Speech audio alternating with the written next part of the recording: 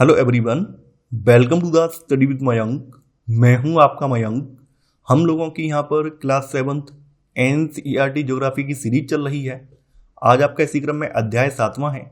यहां पर हम लोग मानवीय पर्यावरण, बस्तियां, परिवहन एवं संचार अध्याय को पढ़ेंगे। तो चलिए स्टार्ट करते हैं आज का वीडियो। देखते हैं मैं क्या क्या डिस्कस करना है यहाँ पर। तो आज के अध्याय में हम लोग मानवीय पर्यावरण के बारे में जानेंगे।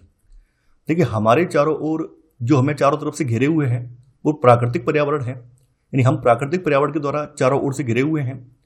और अगर हम मानवीय पर्यावरण की बात करें तो मानवीय पर्यावरण जो है मानव के द्वारा बनाया हुआ एक पर्यावरण है। स्टार्टिंग के अगर मानव की बात करें, यानी आरंभिक मानव की बात करें, तो आरंभिक मानव जो था वो बिल्कुल पशुओं के समान था। जिस प्रकार से पशुओं की केवल एक ही नीड होती है कि उन्हें भोजन खाना होता है, केवल केवल अपना पेट भरना होता है, तो जो हमारा आरंभिक मानव था उसकी भी शुरुआत में केवल वही नीड थी कि केवल भोजन करना है। लेकिन समय के साथ साथ जैसे मानव का बौद्धिक विकास होता गया तो वैसे वैसे मानव के अंदर समझ आती गई। मानव ने अपना तन ढकना स्टार्ट कर दिया। जब तन अपना ढकने लगा है फिर वो जंगली जानवरों से सुरक्षा के लिए ऊंचे ऊंचे पेड़ों पर रुकने लगा है, गुफाओं में शरण लेने लगा है। कुछ समय के बाद मानव ने जो है कुत्ते को अपना पालतू पशु बनाया है और अन्य जानवरों को भी अपना पालतू पशु बनाया है। तो जब जानवरों को पालतू पशु बना लिया है तो पालतू जानवरों को एक जगह से दूसरी जगह लेकर घूम नहीं सकते थे, तो जरूरी था कि कहीं रुककर खेती की जाए, कहीं रुककर रहा जाए। तो ऐसी क्रम में मानव ने जो है एक जगह टिक कर रहना स्टार्ट किया। जब एक जगह टिक कर रहना स्टार्ट किया है तो इन्होंने अपनी झोपड़ियां वगैरह बनाई हैं, अपनी बस्तियां यहाँ पर स्थापित की हैं। जब बस्तियां स्थापित की हैं तो उन्होंने प्रॉपर तरीके से खेती भी की है। खेती हुई है तो खेती से अतिरिक्त खाद्यान्न वगैरह उत्पादन हुआ है। जब खाद्यान्न का अतिरिक्त उत्पादन हुआ है तो मानव की जो फूड का जो संकट था, यानी पहले जो भोजन का संकट रहता था कि आज हमें भोजन मिलेगा या नहीं मिलेगा, शिकार मिलेगा या नहीं मिलेगा, अब वो संकट खत्म हो गया है। तो जब वो सब संकट खत्म हो गए हैं तो मानव ने जो अपने जो बौद्धिक क्रियाकलाप हैं वो करना स्टार्ट किए हैं, यानी मानव ने रचनात्मक क्रियाकलाप करना स्टार्ट किए हैं।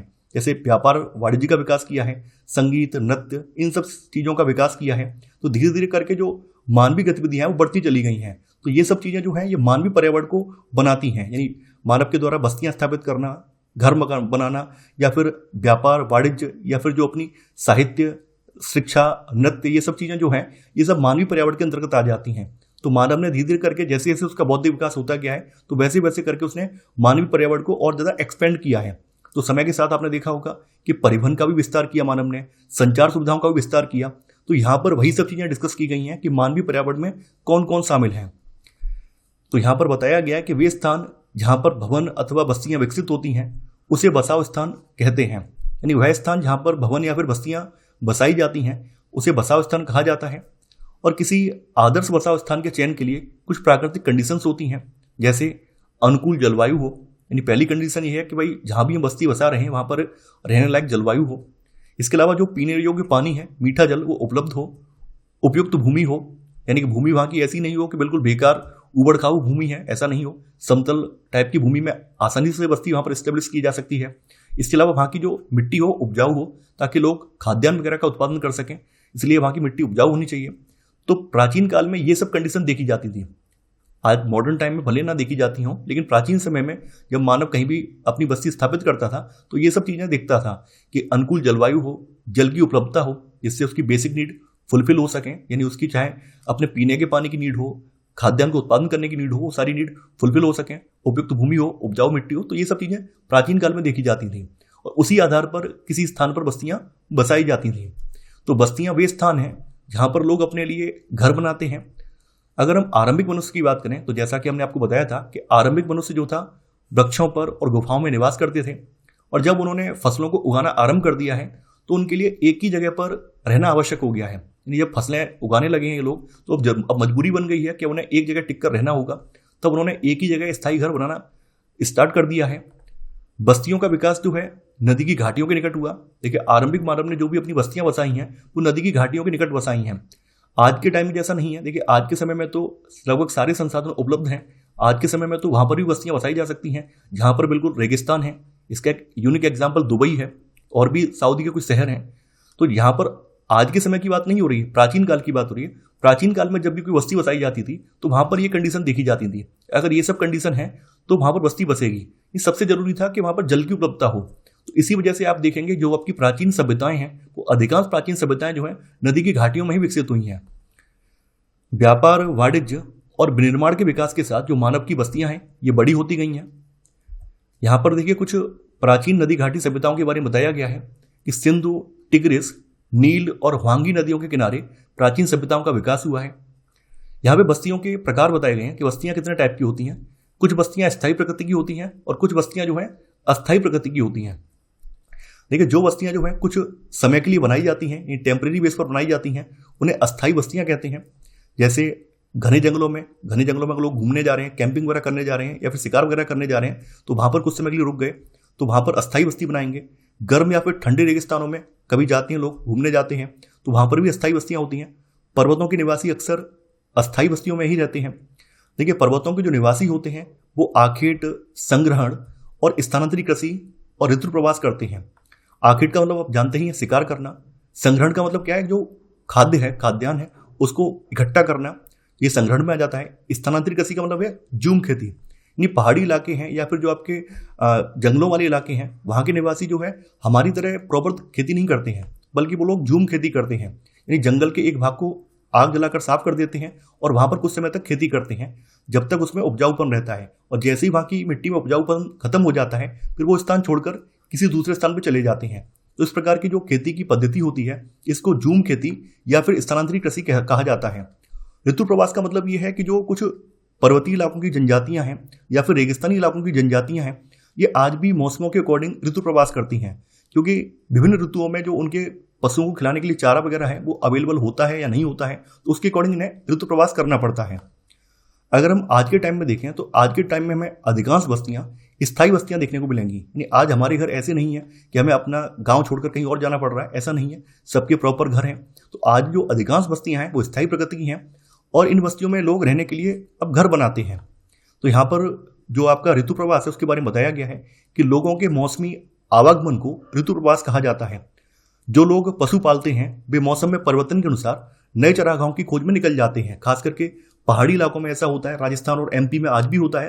राजस्थान और एमपी में, खास करके राजस्थान रीजन में जो ऊँट पालने वाले लोग हैं, ऊँट पालने वाले लोग कुछ विशेष मौसम में राजस्थान को छोड़कर एमपी साइड में आ जाते हैं। उस समय एमपी में अच्छी खासी हरी घास उगती है। इसके अलावा यहाँ पर ग्रामीण और शहरी में भी जो बस्तियां डिवाइड की गई हैं। जो गांव की बस्तियां होती हैं वो ग्रामीण बस्ती होती है और गांव के अधिकांश लोग जो होते हैं वो प्राथमिक कार्यों में संलग्न होते हैं। प्राथमिक से मतलब जो क्रियाएं खेती से संबंधित होती हैं, जमीन से जुड़ी हुई क्रियाएं होती हैं, उनको प्राथमिक क्रियाएं कहते हैं। तो गाँव के जो निवासी हैं वो लोग कृषि, मत्स्य पालन, वानिकी, दस्तकारी या फिर पशुपालन संबंधी कार्य करते हैं। जो गाँव की बस्तियां हैं ये सघन या फिर प्रकीर्ण हो सकती हैं। सघन का मतलब ये है कि जहां पर बसावट बहुत पास पास में हो, जहां पर बहुत पास पास घर बने हो तो वो सघन बसावट बोली जाती है। और प्रकीर्ण का मतलब जहां पर दूर दूर घर हों, जैसे कि आप यहाँ पर मैप में देख पा रहे हैं, यहाँ पर दूर दूर घर बने हैं तो ये प्रकीर्ण बसावट है या प्रकीर्ण बस्ती है। तो सघन बस्तियों में जो है घर पास पास होते हैं, जबकि प्रकीर्ण जो बस्तियां होती हैं इनमें लोगों के घर दूर दूर और व्यापक क्षेत्र में फैले होते हैं, जैसा कि आप यहाँ पर देख पा रहे हैं। यानी कि प्रकीर्ण बस्ती आपको जो है खास करके पहाड़ी इलाकों में देखने को मिलेगी। घने जंगल में जो आदिवासी गाँव है वहां पर आपको प्रकीर्ण बस्ती देखने को मिलेगी, या फिर जो अति विषम जलवायु वाले क्षेत्र हैं वहां पर आपको प्रकीर्ण बस्ती देखने को मिलेगी। वहीं सघन बस्तियां जो है आपको खास करके जो आपके मैदानी इलाके हैं, जैसे गंगा घाटी का मैदान है तो यहाँ पर आपको सघन बस्ती देखने को मिलेगी। तटीय इलाके हैं वहां पर भी आपको सघन बस्ती देखने को मिल जाएगी। लेकिन जो प्रकीर्ण बस्तियां हैं वो खास करके पहाड़ी रीजन में, घने जंगलों में या फिर यहाँ पर विषम जलवायु है वहां पर आपको प्रकीर्ण बस्तियां देखने को मिलेंगी। इसके अलावा देखिए जो गाँव के निवासी हैं वो अपने घरों को मौसम के या जलवायु के अकॉर्डिंग भी बनाते हैं। जैसे जहाँ पर अगर ज़्यादा बारिश होती है, जिन इलाकों में ज़्यादा बारिश होती है वहाँ के निवासी अपने जो भी मकान बनाते हैं उन मकानों की छत ढालनुमा बनाते हैं। या फिर जिन इलाकों में बर्फ वगैरह पड़ती है तो वहाँ पर भी उन इलाकों की जो छतें होती हैं वो ढालूनुमा बनाई जाती हैं, ताकि बर्फ उन पर पड़े तो बर्फ छत पे ना रुके। अगर छत पे रुकी रहेगी तो छत टूट जाएगी वजन से। इस वजह से ढालूनुमा छत बनाते हैं ताकि बर्फ जब पड़े तो नीचे की तरफ सरक कर आ जाए।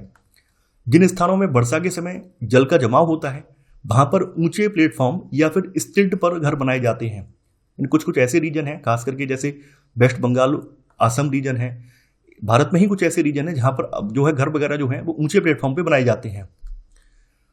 नगरीय बस्तियों की बात करें तो नगरीय बस्तियों में नगर छोटी और शहर उनसे बड़ी बस्तियां होती हैं। इन नगरीय बस्ती में आपको दो प्रकार देखने को मिलेंगे। एक तो नगर देखने को मिलेंगे, छोटे टाउन जिन्हें बोला जाता है, और दूसरा होता है सिटी, जैसे टाउन और सिटी।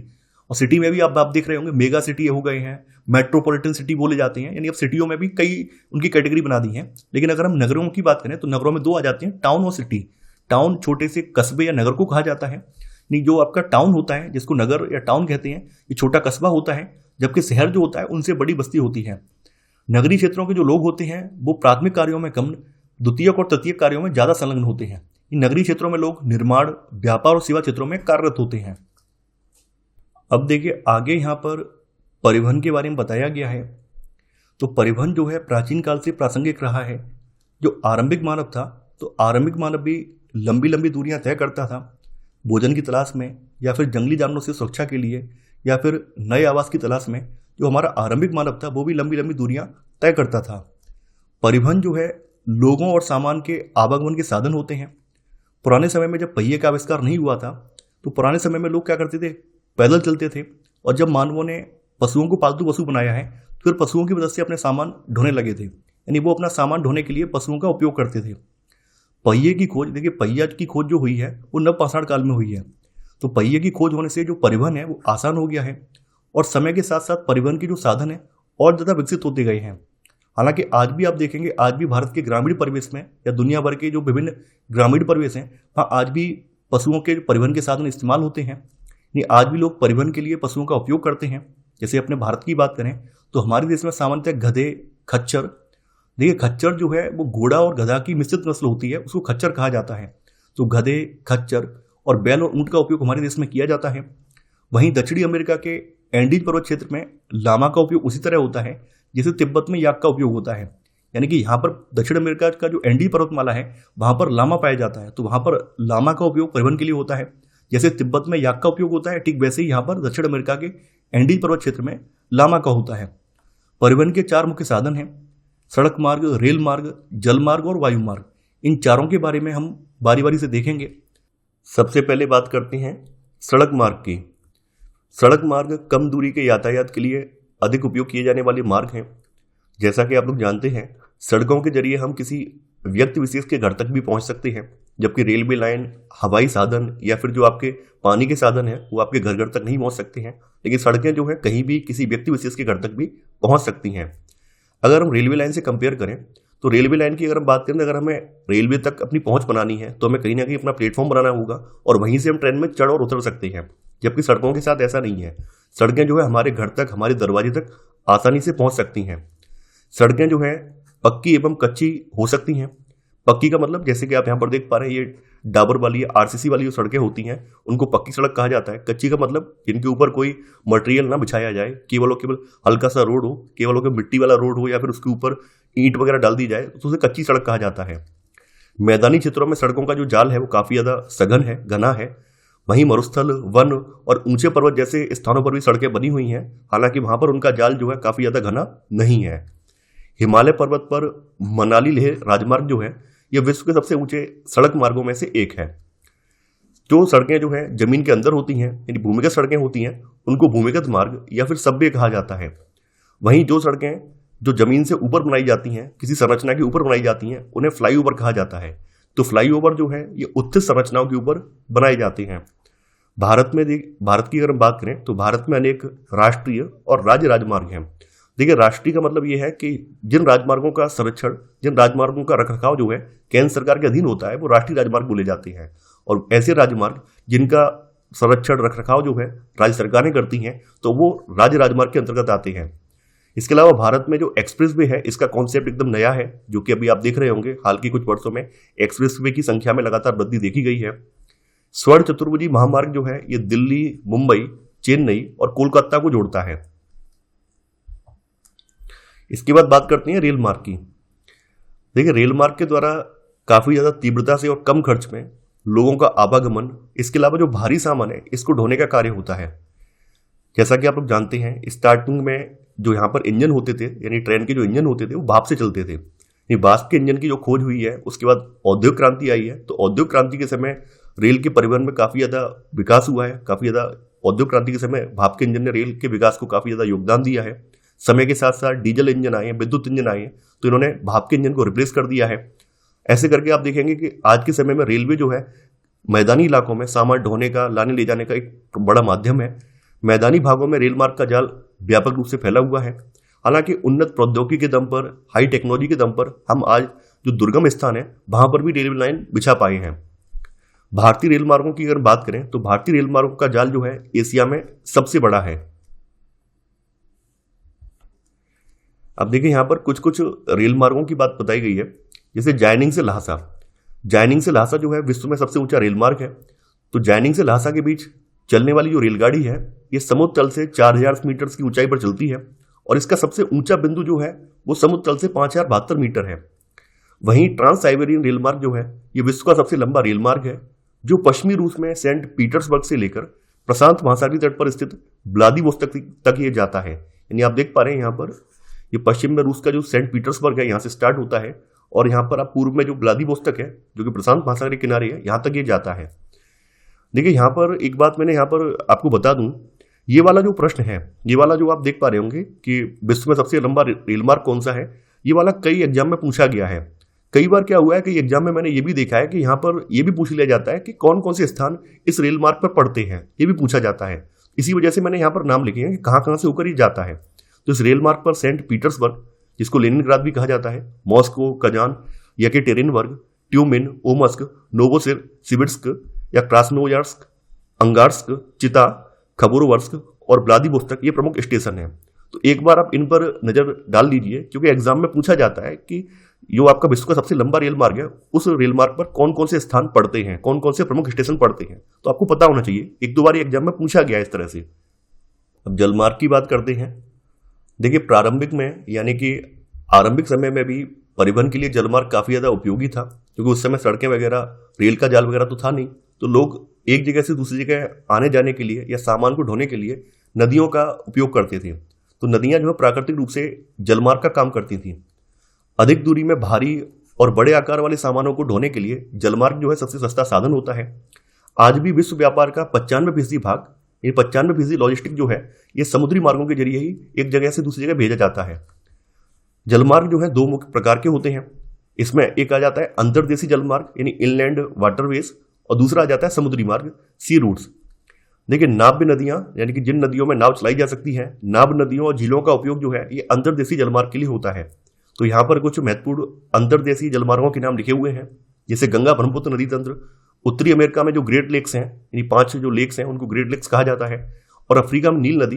तो ये कुछ उदाहरण हैं जहां पर इनलैंड वाटरवेज यानी कि अंतर्देशीय जलमार्ग के तौर पर नाव वगैरह या फिर जो परिवहन के साधन है इनमें चलाए जाते हैं।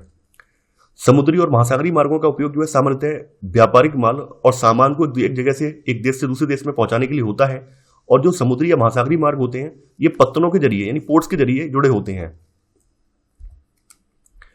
विश्व के कुछ महत्वपूर्ण पत्तन यहाँ पे बताए गए हैं, जैसे एशिया में सिंगापुर और मुंबई पड़ता है, उत्तर अमेरिका में न्यूयॉर्क और लॉस एंजल्स है, दक्षिण अमेरिका में रियो डे जेनेरियो, और अफ्रीका में डरबन और केपटाउन, ऑस्ट्रेलिया में सिडनी और यूरोप में लंदन, ये कुछ प्रमुख पत्तन हैं। अब आ जाता है आपका वायु मार्ग। देखिए वायु मार्ग जो है ये 20वीं सदी के आरंभ में विकसित परिवहन का सबसे तीव्रतम साधन है। हालांकि इसमें ऑपरेशनल कॉस्ट काफी ज्यादा होने की वजह से, यानी इसकी एक तो ईंधन की लागत काफी ज्यादा है, इसके अलावा जो विमान वगैरह होते हैं इनके लिए उच्च तकनीकी, उच्च प्रशिक्षण की आवश्यकता होती है, तभी आप इनको आप उड़ा सकते हैं।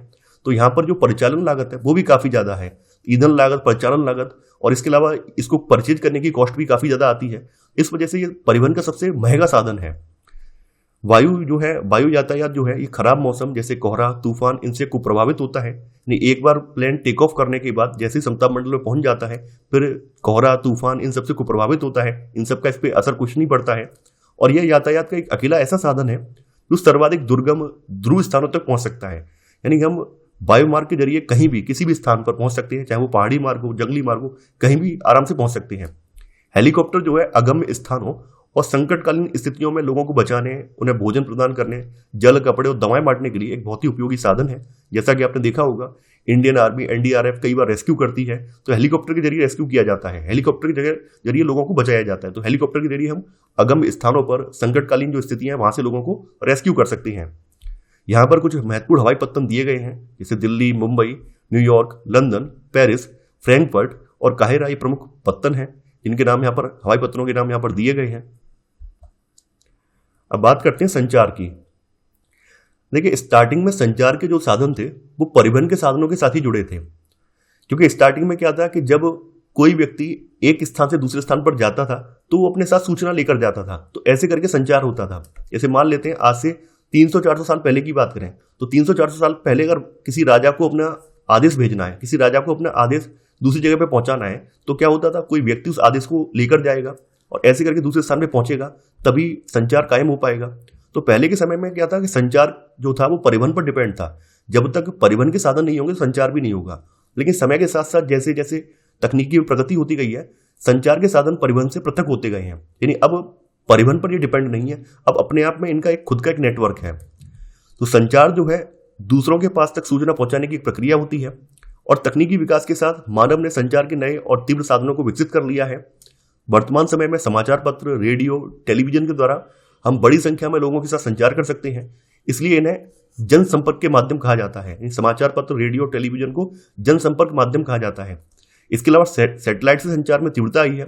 सैटेलाइट की मदद से क्या होता है कि हम कोई सूचना कहीं भी प्रसारित कर सकते हैं, कहीं दुनिया के किसी भी कोने में बैठा व्यक्ति उस सूचना को ग्रहण कर सकता है। इसके अलावा अभी एक नवीनतम तकनीक और विकसित हुई है 25-30 साल में, इंटरनेट के माध्यम से इलेक्ट्रॉनिक मेल या ईमेल भेज सकते हैं। आजकल तो इंटरनेट के माध्यम से हम इलेक्ट्रॉनिक कॉलिंग कर सकते हैं, वीडियो कॉलिंग कर सकते हैं, तमाम फीचर इंटरनेट पर अवेलेबल हैं। इसके अलावा सेल्यूलर फोन के द्वारा हम लोग बेतार टेलीफोनिक संचार, ये काफ़ी ज़्यादा आजकल लोकप्रिय हो रहा है और ये तो इंटरनेट के माध्यम से भी आज हो रहा है। तो जैसा कि आप देख पा रहे हैं कि अब संचार के जो साधन है ये परिवहन के साधनों पर डिपेंड नहीं है, बल्कि स्वतंत्र हो चुके हैं। तो ये था हमारा आज का वीडियो। आई होप आपको आज का वीडियो पसंद आएगा। आप लोग इस वीडियो को लाइक और शेयर करना बिल्कुल मत भूलिए। इसके अलावा इस अध्याय के संबंधित नोट्स के लिए आप लोग हमारे टेलीग्राम चैनल को ज्वाइन कीजिए और वहां से आप इसके नोट्स को परचेज कर सकते हैं। तो आज के लिए बस इतना ही। Thanks for watching. जय हिंद।